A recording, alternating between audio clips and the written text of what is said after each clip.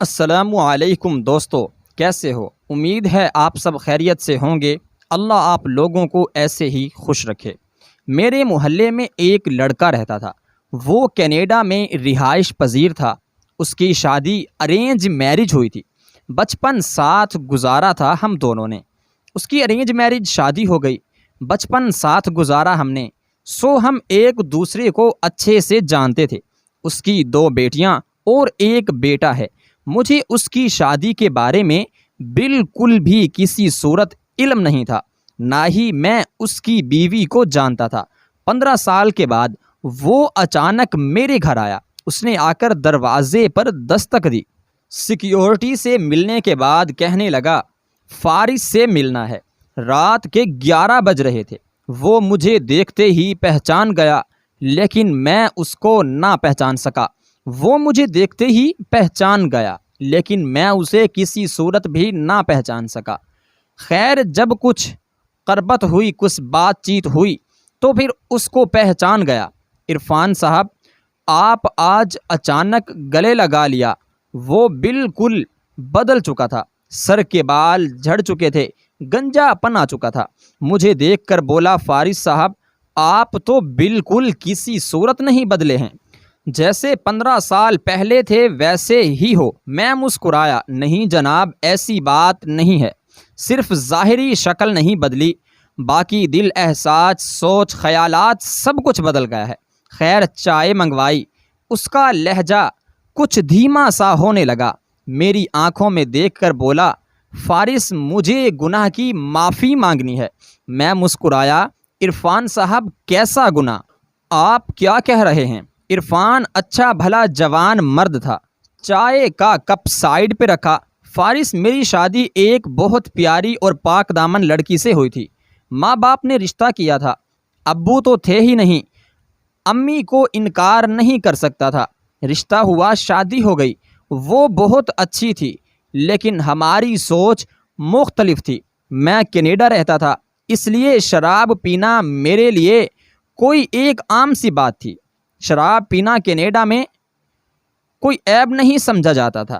میں ہر وقت شراب میں مست رہتا، مگن رہتا۔ مجھے کوئی روکنے والا، ٹوکنے والا وہاں پر نہیں تھا۔ اسے سگریٹ اور شراب سے سخت نفرت تھی۔ 1 سال کے بعد ہم میں بہت جھگڑے ہونے لگے۔ وقت گزرتا گیا۔ 2 بیٹیاں اللہ نے دی تھیں۔ وہ حاملہ تھی۔ ہم میں کسی بات پہ جھگڑا ہوا۔ میں اسے طلاق دے کر واپس کینیڈا چلا گیا۔ میں واپس نہ پلٹا۔ آج 10 سال گزر گئے اسے چھوڑا ہوئے۔ میرے پاس کروڑوں روپے ہیں، جائیداد ہیں، گاڑیاں ہیں، بنگلے ہیں، سب کچھ ہیں، لیکن میرا 2 بار بائی پاس ہو چکا ہے۔ شاید اب میرے پاس زیادہ وقت نہیں ہے، نہ جانے کب زندگی دغا دے جائے۔ وہ رو رہا تھا۔ میرا ہاتھ پکڑ لیا۔ فارس، میں اسے اپنے بچوں کو اپنانا چاہتا ہوں۔ مجھے تیز بخار تھا، مجھ میں ہمت نہیں تھی، پھر بھی اس نے کندھے پہ ہاتھ رکھا۔ عرفان، اللہ سب بہتر کرے گا، تم اداس نہ ہو۔ وہ بالکل بلک کر بچوں کی طرح رو رہا تھا۔ فارس، میرے بچوں کا کیا قصور تھا بھلا؟ میری انا، میرے غرور نے ان کو نہ جانے کتنے دغے دیے ہوں گے، کتنی تکلیفیں دیے ہوں گی۔ میں اپنی بیٹیوں کو سینے لگانا چاہتا ہوں۔ فارس، مجھے میرے بیوی بچوں کے پاس جانا ہے، میں سب کچھ لٹا دوں گا۔ میں نے پوچھا، دوسری شادی کیوں نہیں کی؟ کہنے لگا، مجھے اس رشتے سے نفرت سی ہو گئی تھی۔ مجھے کسی عورت کا یوں ساتھ اچھا نہیں لگتا تھا، اس لیے میں نے دوسری شادی نہیں کی۔ ہم سفر کے بنا زندگی کچھ بھی نہیں۔ میں نے اس کو تسلی دی، چونکہ میں خود بھی بیمار تھا۔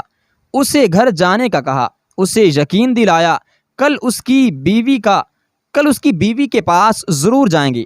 فجر کی نماز ادا کر کے جب میں فارغ ہوا تو باہر بارش ہو رہی تھی۔ وہ بھیگا ہوا میرے دروازے پر آ کھڑا ہوا۔ اس کی آنکھیں سرخ ہو گئی تھیں، اس کی آنکھیں سوج رہی تھیں۔ یوں لگ رہا تھا وہ رات بھر سویا نہیں۔ مسکراتے ہوئے آیا، فارس اب چلیں۔ میں مسکراتے ہوئے اس کو بیٹھ جانے کا کہا۔ ناشتہ منگوایا، ہم دونوں نے ناشتہ کیا۔ مجھے کچھ کام تھا، وہ کام بھی مجھے تھا NGO کا، وہ ختم کیا۔ 9 بج رہے تھے۔ وہ میری طرف دیکھ رہا تھا، کبھی موبائل دیکھتا تو کبھی گھڑی دیکھتا۔ میں اس کی بے چینی کو سمجھ رہا تھا۔ وہ اپنی کار لے کر آیا تھا، اس کے ساتھ ہی میں چل دیا۔ وہ بتانے لگا، میری بڑی بیٹی کا نام شانزے ہے، مجھے یاد ہے اس کی پیاری سی آنکھیں، اسے میں نے گود میں اٹھایا تھا۔ میری چھوٹی بیٹی آرزو، ننھی سی کلی، ان کا رونا ہنسنا میرے کانوں میں ہے۔ اس کی آواز کانپ رہی تھی، آنسو بہہ رہے تھے۔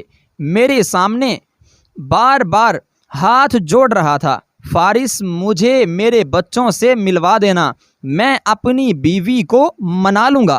میں سوچ میں گم تھا۔ ہائے، غصے میں کیے فیصلے جدا تو کر دیتے ہیں، لیکن وقت کے ساتھ پچھتاوا تو ضرور رہتا ہے۔ دل میں ایک ٹھیس ضرور اٹھتی ہے، کاش جدا نہ ہوئے ہوتے۔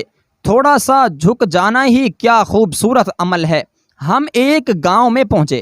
اس نے اپنے سسرال کے گھر کے سامنے گاڑی روکی۔ 10 سال بعد وہ وہاں لوٹا تھا۔ فارس یہ ہے، میری بیوی سجل کا گھر کا دروازے پہ دستک دی۔ کچھ لمحے بعد ایک چھوٹا لڑکا باہر آیا۔ ہم کو دیکھ کر وہ چھوٹا لڑکا بچہ خاموش کھڑا رہا۔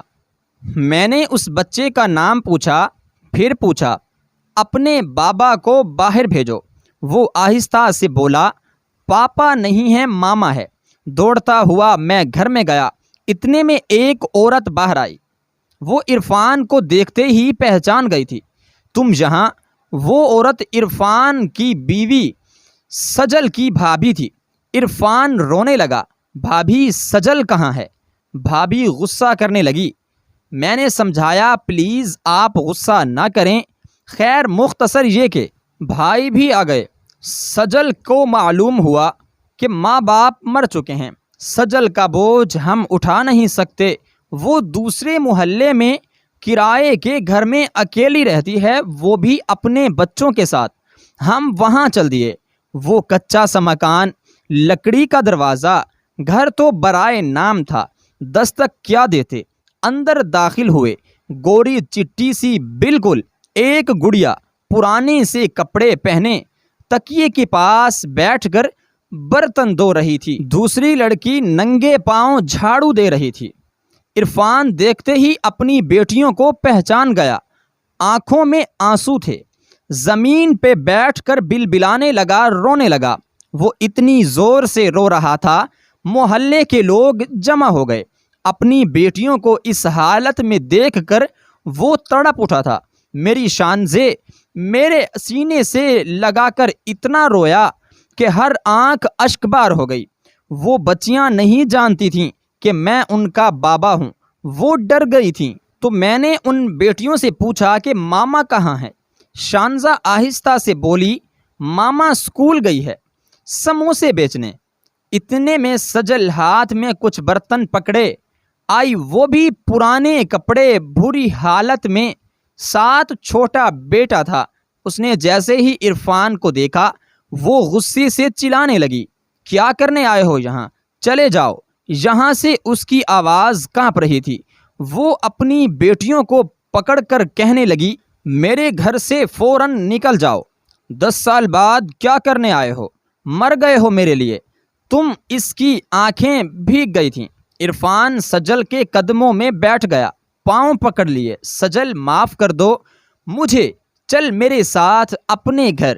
سجل نے انکار کر دیا، وہ کسی صورت بھی واپس نہیں جانا چاہتی تھی۔ عرفان رو رہا تھا، سب لوگ دیکھ رہے تھے۔ میں آگے بڑھا، سجل کے سامنے ہاتھ جوڑے سائیڈ پہ لے گیا۔ سجل کو سمجھانے کے لیے اسے بتایا کہ عرفان بیمار ہے، وہ موت سے لڑ رہا ہے، وہ زندگی کی بازی ہار رہا ہے۔ مانا اس سے غلطی ہوئی تھی، مانا اس نے ظلم کیا ہے آپ پہ۔ اس کے چہرے کی جانب دیکھا، ذرا وہ کتنا چک چکا ہے، وہ ہار چکا ہے۔ جانتی ہو سجل، وہ ساری رات نہیں سوتا، وہ ساری رات میرے گھر کے باہر کھڑا رہا کہ کل تم سے ملے گا، بچوں سے ملے گا۔ سجل دیکھو وہ کتنا بے بس ہے آج۔ پہلے 10 سال اس کی انا نے بیٹیوں کی خوشیاں چھین لی، اب تمہاری انا برباد کر دے گی۔ تم دونوں اپنی ضد میں اپنے بچوں کو کیوں بن موت مار رہے ہو؟ شاید سجل کو احساس ہو گیا تھا، وہ تو جیسے نہ جانے کب سے منتظر تھی عرفان کے آنے کی۔ وہ عرفان کے سینے سے لگ گئی، بیٹو خود چومنے لگا، کبھی ہاتھ چومتا کبھی چہرہ، تینوں بچوں کو سینے سے لگا لیا۔ سجل کا ہاتھ پکڑا، کار میں بٹھایا، جانے لگا۔ وہ اپنی خوشی میں بھول گیا تھا۔